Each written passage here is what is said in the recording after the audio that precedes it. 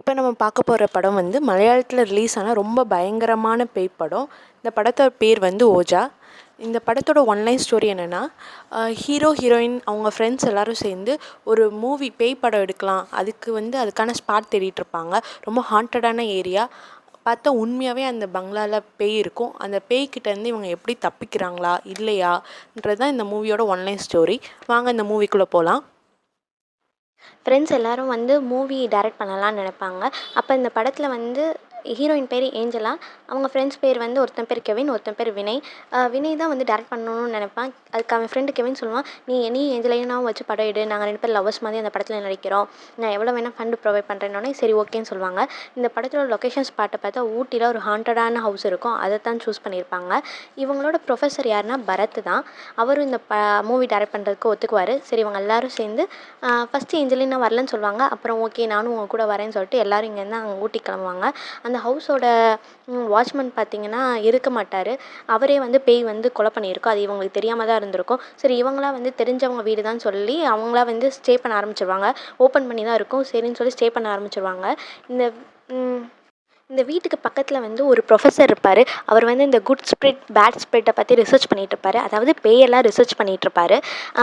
அவர் எப்படின்னா அவரோட girl friend அங்கே இறந்துருப்பாங்க. ஆனால் அவங்க கூட வந்து பேசிகிட்ருப்பார், அவங்க கூட டான்ஸ் ஆடுவார். இதை வந்து ஒரு நாள் வந்து நைட்டு வினய் பார்த்துட்டு ஷாக் ஆயிடுவான். நைட் ஒரு சவுண்டு கேட்கும், மியூசிக் டான்ஸ் ஆடுற மாதிரி சவுண்டு கேட்கும். ஃபஸ்ட்டு வினய் தெரியாமல் போய் அந்த கர்ட்டனை ரிமூவ் பண்ணிவிட்டு பார்ப்பான், ஒளிஞ்சு பார்த்துட்ருப்பான். பார்த்து ஷாக் ஆயிடுவான், என்னடா தனியாக ஆடிட்டுருக்காங்கன்னு சொல்லி. ஆனால் ஷேடோவில் பார்த்தீங்கன்னா ஒரு பொண்ணு தெரியும். அப்பயே இவன் ரொம்ப பயந்துருவான். சவுண்டு கேட்டு மற்ற ஃப்ரெண்ட்ஸ்லாம் வந்து ரொம்ப பயந்துருவாங்க. பக்கத்து வீட்டில் இருக்கவங்க அவர் கூட பேசாதீங்க, ரொம்ப பயங்கரமான ஆளுன்னு சொல்லி இன்ஸ்ட்ரக்ஷனும் கொடுப்பாங்க. ஒரு நாள் வந்து அந்த ப்ரொஃபஸர் வந்து வெளியே கிளம்பிட்டுருப்பார். என்ன பண்ண போகிறாருன்னு சொல்லி வினயும் பின்னாடியே போவார். பார்த்தா அவர் ஒரு தூரமாக ஒரு மலை மேலே உட்காந்து யார் கூடயோ பேசிகிட்டு இருப்பார். வினய் தூரமாக வந்து பார்த்துட்டு அப்படியே தடுக்கி விழுந்துருவார். இங்கே வீட்டில் இந்த சைடு என்ன நடக்கும்னா, வீட்டில் அவரை காணோன்னு சொல்லி அவங்க ஃப்ரெண்ட்ஸ் எல்லோரும் தேடுவாங்க. உடனே வந்து அந்த ப்ரொஃபஸரை தேடி தான் பின்னாடியே போனாங்கன்னு சொன்னோடனே, ஐயோ அவர் தான் ஏதோ பண்ணிட்டாரு போல், போச்சு கொலை பண்ணிட்டாருன்னு நினச்சி இவங்க எல்லோரும் பயந்துருப்பாங்க. பார்த்தா அவர் தான் வந்து தூக்கிட்டு வருவார், கீழே விழுந்து கிடக்கிறவரை தூக்கிட்டு வருவார்.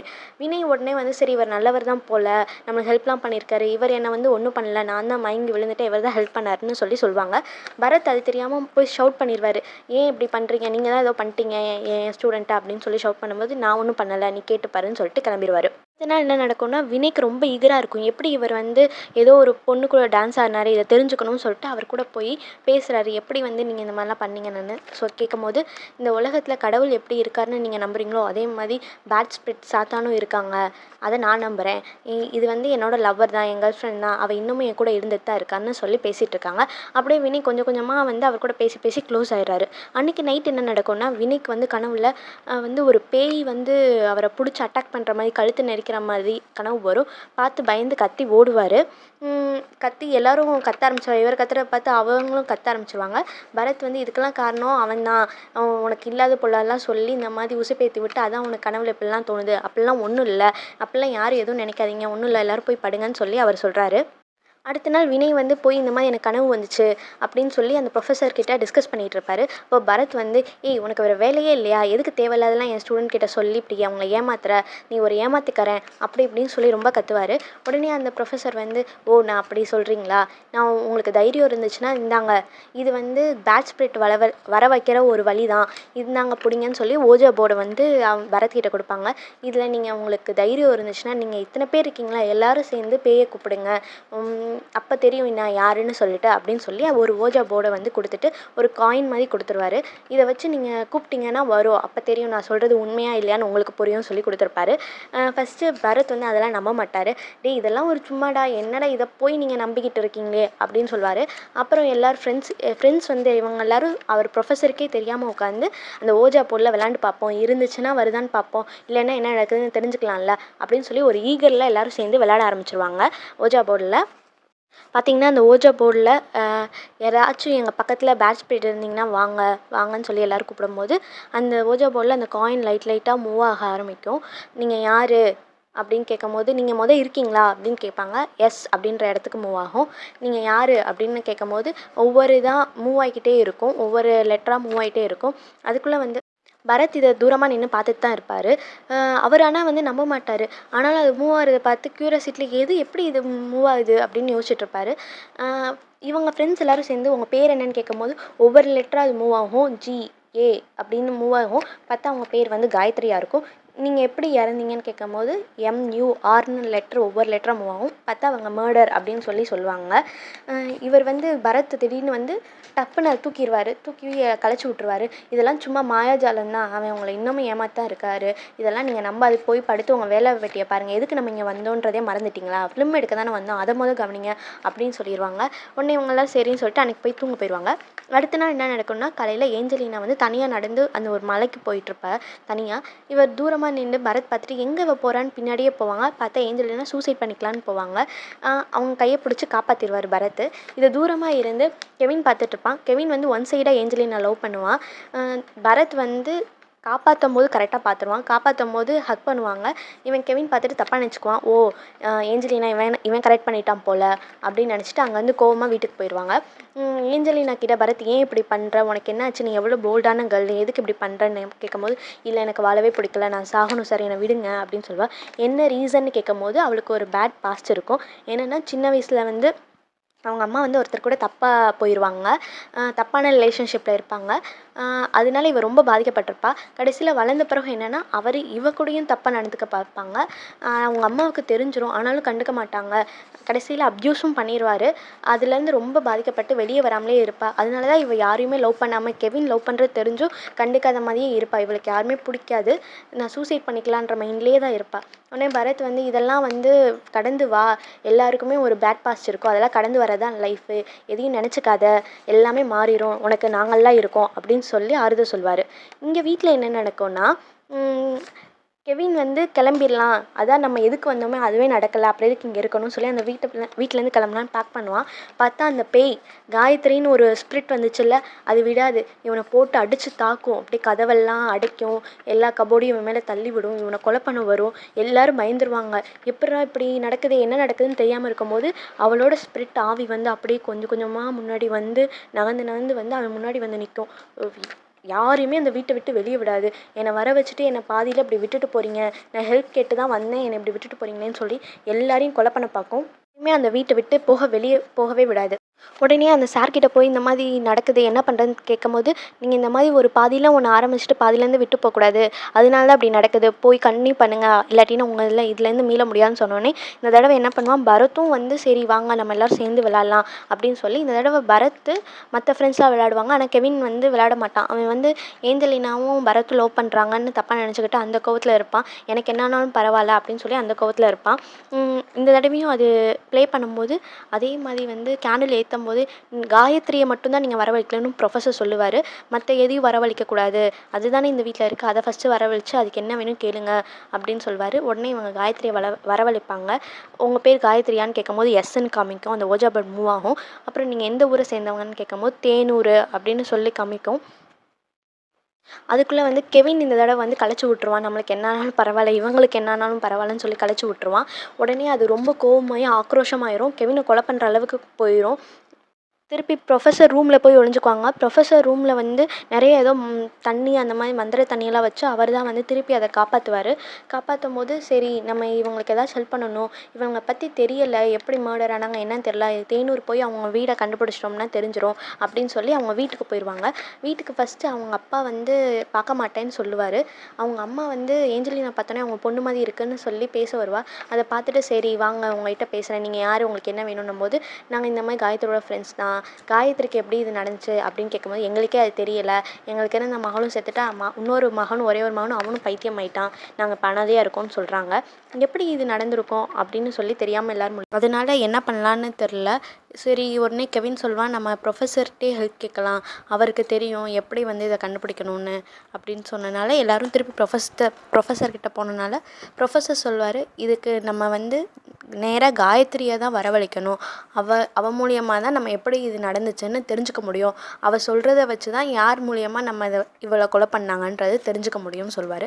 உடனே திருப்பி வந்து இன்னொரு போர்டு மாதிரி எடுத்து ஒரு கேண்டிலை ஏற்றி வச்சு எல்லோரும் கை கோர்த்து உட்காருவாங்க. காயத்ரியை வரவழைப்பாங்க. ஆனால் காயத்ரி வந்து யார் உடம்புல வரணுன்றதை அவள் தான் சூஸ் பண்ணுவா அப்படின்னு சொல்லி ப்ரொஃபஸர் சொல்வார். அந்த கேண்டில் மூவ் ஆகும் ஒருத்தர்கிட்டயா போய் ஏஞ்சலினா கிட்ட டக்குன்னு நிற்கும். பார்த்தா ஏஞ்சலினா உடம்புக்குள்ளே வந்து காயத்ரி வந்துடுவா. காயத்ரி வந்தோடனே உனக்கு எப்படி இது நடந்துச்சுன்னு ப்ரொஃபஸர் கேட்பாரு. அப்போ தான் அவளோட ஃப்ளாஷ்பேக் சொல்வாள். அவள் வந்து ஒரு கம்பெனியில் ஆட் கம்பெனியில் ரிசப்ஷனிஸ்ட்டாக இருப்பாங்க. அங்கே தான் வந்து அஜ்மல் வந்து ஆட் டைரக்டராக இருப்பார்.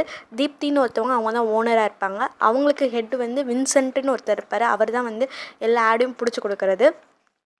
ஒரு நாள் வந்து அவர் வந்து புது ஆட் வந்து டைரக்ட் பண்ணணும், ஒரு புது மாடலை வச்சு பண்ணுங்கன்னு சொல்லும்போது அஜ்மல் வந்து யாரை வச்சு பண்ணலான்னு யோசிச்சுட்ருப்பாங்க.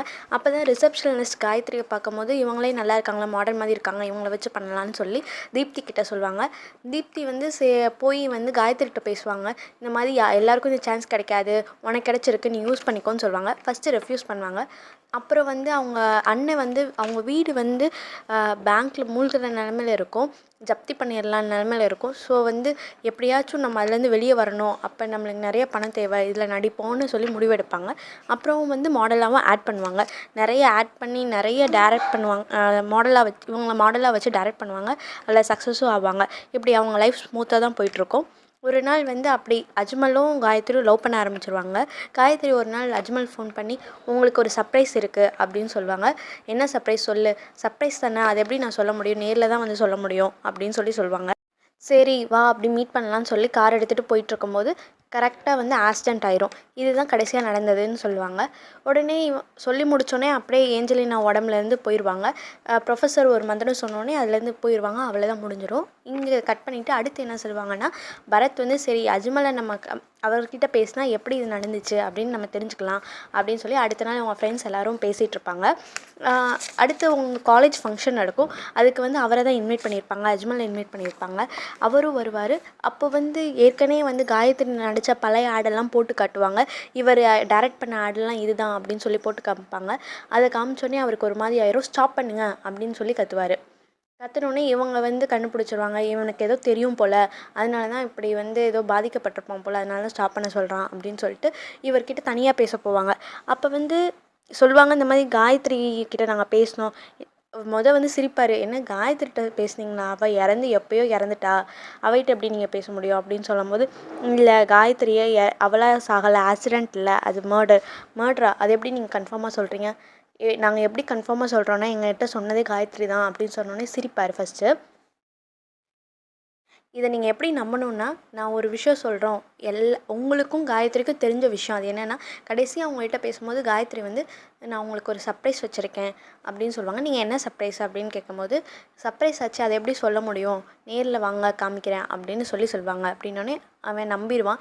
ஆமாம், இந்த விஷயம் எனக்கும் காயத்ரிக்கு மட்டும் தான் தெரியும், அப்போ உண்மை தான் போல் அப்படின்னு சொல்லி நம்பிடுவான். எப்படி என்ன ஆச்சு காயத்ரிக்குன்னு கேட்கும்போது, எனக்கும் அதுதான் தெரியல, ஆக்சிடென்ட் தான் நான் இத்தனை நாளாக நினச்சிட்ருக்கேன், இல்லை அவள் மர்டர்னு சொன்னான் அப்படின்னு சொல்லும்போது, அப்படியா அப்படின்னு சொல்லி அவரும் ஹெல்ப் பண்ணுவார் கண்டுபிடிக்கணுன்றக்காக. அடுத்த நாள் என்ன நடந்திருக்குன்னா, அந்த தீப்தின்னு ஒருத்தவங்க ஒர்க் பண்ணிகிட்டு இருந்தாங்கல்ல, அவங்க இறந்துருப்பாங்க. எப்படின்னு தெரிஞ்சிருக்காது. உடனே இவங்க எல்லோரும் கேதர் ஆயிடுவாங்க. எப்படி இறந்தாங்கன்னு கேட்கும்போது, அவரோட காயத்ரியோட அண்ணனும் அந்த இடத்துல இருப்பாங்க. நியூஸில் என்ன காமிச்சிருப்பாங்கன்னா, இந்த மாதிரி காயத்ரியோட அண்ணன் தான் வந்து கொலை பண்ணிட்டாங்கன்ற மாதிரி காமிச்சிருப்பாங்க. உடனே எல்லோரும் கேதர் பண்ணி இவனை போலீஸ்க்கு பிடிச்சி கொடுக்கணும், இவன் தான் காரணம்னு சொல்லும்போது, இல்லவே இல்லை நான் கொலை பண்ணலைன்னு அவர் சொல்வார்.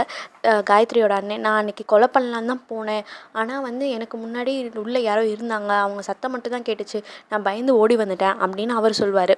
அப்படியா, அப்போ யாராக இருக்கும், யாரை வந்து தீப்தியை கொண்டிருப்பாங்க அப்படின்னு சொல்லி புரியாமல் எல்லோரும் முழிச்சுக்கிட்டு இருப்பாங்க. அடுத்து தீப்தியை வந்து அடக்கம் பண்ணுறதுக்காக அடுத்த நாள் அந்த இடத்துக்கு போவாங்க. இவங்க ஃப்ரெண்ட்ஸ் எல்லோரும் போனால் அங்கே ஏதாச்சும் க்ளூ கிடைக்குதான்னு பார்ப்போம்னு சொல்லி போவாங்க. அப்போ வந்து பொள்ளாச்சி பாபு, வின்சென்ட் இவங்கெல்லாம் வந்து தான் அந்த ஆட் கம்பெனிக்கு எல்லா ப்ரோக்ராம், ஒவ்வொரு மாடல் ப்ரோக்ராம் டிசைட் பண்ணுறவங்க எல்லாமே இவங்க தான். இவங்கெல்லாம் அந்த இடத்துல நிற்கிறாங்க. அப்போ தான் அஜ்மல் சொல்கிறாரு, இவன் தான் பொள்ளாச்சி பாபு, இவன் தான் வந்து அடுத்து என்ன பண்ணணும்னு என்கிட்ட சொல்வார், இதுக்கெல்லாம் ஹெட்டு வந்து வின்சென்ட் மாரியப்பன் தான் அப்படின்னு சொல்லி அவங்க பரத்கிட்ட சொல்லிகிட்டு இருப்பாங்க. எனக்கு என்னமோ இவங்க மேலேயும் டவுட் இருக்குன்னு சொன்னோன்னே பரத் வந்து நைஸாக போய் பொள்ளாச்சி பாபு அவன்கிட்ட பேச்சு கொடுப்பான். இந்த மாதிரி எதுக்கு வந்து காயத்ரியோட அண்ணன் கொண்டான்னு தெரியுமா அப்படின்னு கேட்கும்போது, எனக்கு எப்படி தெரியும், அவன் ஒரு சரியான மென்டல், அவன் தான் கண்டிப்பாக கொண்டிருப்பான், ஆனால் எப்படி கொண்டான்னு தான் தெரியல, தீப்தி இறந்தது எங்களுக்கு ரொம்ப கவலையாக இருக்குது அப்படின்னு சொல்லிட்டு அங்கேருந்து கிளம்பிடுவான். அதுக்கடுத்த நாள் என்ன நடக்கும்னா, பொள்ளாச்சி பாபுவும் இறந்துருப்பான். என்ன வரிசையாக எல்லோரும் இறந்துக்கிட்டே இருக்காங்க அப்படின்னு இவங்களுக்கு புரியாமல் இருக்கும். அப்போ கெவினும் வினயும் வந்து அந்த இடத்துக்கு போயிருப்பாங்க. எப்படி என்னாச்சு அப்படின்னு அங்கே ஏதாச்சும் க்ளூ கிடைக்குதான்னு போய் கேட்டுட்ருக்கும்போது வின்சென்ட் மாரியப்பனோட ஆளுங்க ஒரு பிஏ ஒருத்தன் இருப்பான். அவனும் வந்து பார்த்துட்டு இவங்கள வந்து கடத்திட்டு போய் கிட்னாப் பண்ணிட்டு போயிடுவாங்க. போய் வச்சுக்கிட்டு நீங்கள் வந்து காயத்ரியோட அண்ணனை கூப்பிட்டு வந்தால் தான் இவங்கள விடுவேன் அப்படின்னு சொல்லி அடைச்சி வச்சுருப்பான். எப்படியாச்சும் அவனை கொன்றணும், அவன் தான் வந்து எல்லாரையும் போட்டு தள்ளுறான்னு நினச்சிக்கிட்டு அவன் சொல்லிகிட்டு இருப்பான் பிஏ. ஆனால் யார் கொலை பண்ணுறாங்க, எப்படி இது நடக்குதுன்னு யாருக்குமே தெரிஞ்சிருக்காது. அந்த இடத்துக்கு போனீங்கன்னா எல்லோரும் மாட்டிக்குவாங்க. பரத், அஜ்மல் எல்லாருமே வந்து அந்த அடியாள் மாதிரி வச்சு சண்டை போடுவாங்க. அந்த இடத்துல இவங்க எல்லாருமே மாட்டிக்குவாங்க. பார்த்தா ஏஞ்சலினா உடம்புக்குள்ளேருந்து காயத்ரி வந்துடுவா. எல்லோரும் வந்து காயத்ரி போயிட்டான்னு நினச்சிட்ருப்பா. ஆனால் காயத்ரி போயிருந்திருக்க மாட்டா. ஏஞ்சலினா உடம்புக்குள்ளேயே தான் இருந்திருப்பா. அங்கே தான் செம்மையான ட்விஸ்ட் வச்சுருப்பாங்க. எல்லாரையும் அடித்து போட்டு அந்த பிஏவையும் கொலை பண்ணிடுவா அவள் தான். உடனே ஐயையோ ஏஞ்சலினா உடம்ப விட்டு போ அப்படின்னு சொல்லி எவ்வளோ சொல்லுவாங்க. ஆனால் அவள் வந்து பேயாக மாறி எல்லாரையும் ரொம்ப கொடூரமாக கொலை பண்ணிகிட்ருப்பா. இவங்க வந்து திருப்பி ப்ரொஃபஸர்கிட்ட போய் ஹெல்ப் கேட்பாங்க. இந்த மாதிரி ஏஞ்சலினாவுக்கு ஆயிடுச்சுன்னொடனே சான்ஸே இல்லை, அன்றைக்கி கண்டிப்பாக காயத்ரி போயிட்டா, இது ஏதோ நடந்திருக்கு, இதை ஏஞ்சலினா கிட்ட கேட்டால் தான் நம்மளுக்கு தெரியும், எப்படி வந்து காயத்ரி திருப்பி ஏஞ்சலினா உடம்புக்குள்ளே போந்தான்றது ஏஞ்சலினாவுக்கு மட்டும்தான் தெரியும், அவள் சொன்னால் தான் அவளேருந்து இதில் வந்து விடுவிக்க முடியும் அப்படின்னு சொல்லி சொல்லுவாங்க. அப்போ பார்த்தீங்கன்னா ரொம்ப எதுவும் மந்திரம்லாம் போடுவாங்க. ஆனால் காயத்ரி ரொம்ப பேய் அலைஞ்சு அலைஞ்சு அலைஞ்சு எல்லாரையும் கொடூரமாக டார்ச்சர் பண்ணிகிட்ருப்பா. அப்போ கடைசியில் வந்து ஏஞ்சலினா அழுதுகிட்டே வந்து நான் தான் என் உடம்பு வந்து சாக தானே போகிறோம், எதுக்கு எனக்கு வாழ்கிறதுக்கே பிடிக்கல, அட்லீஸ்ட் காயத்ரிக்காச்சும் உதவட்டும்னு நான் தான் ஓஜாபோட தனியாக உட்காந்து காயத்ரியை வரவழைச்சு என் உடம்ப நீ யூஸ் பண்ணிக்கோ, உன்னை யாரெல்லாம் கொலை பண்ணாங்களோ அவங்கள நீ பழிவாங்கன்னு நான் தான் வரவழைச்சேன், என் மேலே தான் தப்பு அப்படின்னு சொல்லுவாங்க. கடைசியாக பார்த்தீங்கன்னா ஏஞ்சலினா உடம்புக்குள்ளே இருக்கிற காயத்ரி தான் ஒவ்வொருத்தரையாக கொலை பண்ணிகிட்டே வந்திருப்பாங்க. கடைசியாக வந்து வின்சென்ட் இது எதனால் பண்ணியிருப்பாங்கன்னா, ஆட் டைரக்ட் பண்ணிகிட்ருக்கும்போது இப்போ ஃப்ளாஷ்பேக் காட்டுவாங்க. அப்போது ஒரு சின்ன பொண்ணு, அந்த பொண்ணை வந்து தூக்கிட்டு போய் வின்சென்ட் மாரியப்பன்றவரை வந்து தப்பாக மிஸ்யூஸ் பண்ணிக்கலாம் அப்படின்னு சொல்லி ஏமாற்றி கூப்பிட்டு போவாங்க. அந்த பொண்ணு வந்து கத்தும். அதை கேட்டு காயத்ரி ஓடி வந்து அந்த பொண்ணை காப்பாற்றிடுவாங்க. எல்லாருக்கூடயும் சண்டை போட்டு அடிச்சுட்டு காப்பாற்றிடுவாங்க. உடனே இது நான் போலீஸ்கிட்ட கம்ப்ளைண்ட் பண்ண போகிறேன்னு போகும்போது தான் வந்து ஆக்சிடெண்ட் மாதிரி க்ரியேட் பண்ணி இவங்க எல்லோரும் சேர்ந்து அவளை மர்டர் பண்ணிடுவாங்க. இது வந்து அவளுக்கு இதில் யாரெல்லாம் இன்வால்வ்டுன்னு அவளுக்கு தெரியாமல் இருக்கும் காயத்ரிக்கு. இது ஏஞ்சலினா மூலமாக ஒவ்வொருத்தவங்களா தெரிஞ்சுக்கிட்டு அவங்கள பழி வாங்கணுன்னு அவள் எல்லாத்தையும் கொண்டுக்கிட்டே வருவாள். கடைசியாக வின்சென்ட் மாரியப்பன் தான். அவர் வந்து இதை தெரிஞ்சுக்கிட்டு ஒரு ஃபாதர்கிட்ட போய் ஹெல்ப் கேட்பா. அந்த ஃபாதர் ஓகே நான் உங்களுக்கு ஹெல்ப் பண்ணுறேன், இருங்க இதுக்கு கரெக்டான ஆள் ஒருத்தர் தான், அவர்கிட்ட நான் ஃபோன் பண்ணிவிட்டு அவரை மீட் பண்ண போகலான்னு சொல்லிட்டு உள்ளே போவார். வெளியே வந்தோடனே சரி வாங்க ஃபாதர் போகலான்னொடனே சரி வாங்க அப்படின்னு சொல்லி ஒரு காரில் ஏறிட்டு போயிடுவாங்க. ஆனால் இங்கே தான் ஒரு செம்ம ட்விஸ்ட் வச்சுருப்பாங்க. அந்த ஃபாதர் உள்ளே போயிட்டு அப்புறம் தான் வெளியே வருவாங்க. வந்தது வந்து காயத்ரி பேய் மாதிரி வந்து அவனை கூப்பிட்டு போயிடுவாங்க. கடைசியில் அவனையும் போட்டு தள்ளிடுவாங்க. எல்லோரும் க்ளோஸ் ஆயிடுவாங்க. அப்புறம் லாஸ்ட்டாக ஏஞ்சலினா உடம்புலேருந்து காயத்ரி போயிடுவா.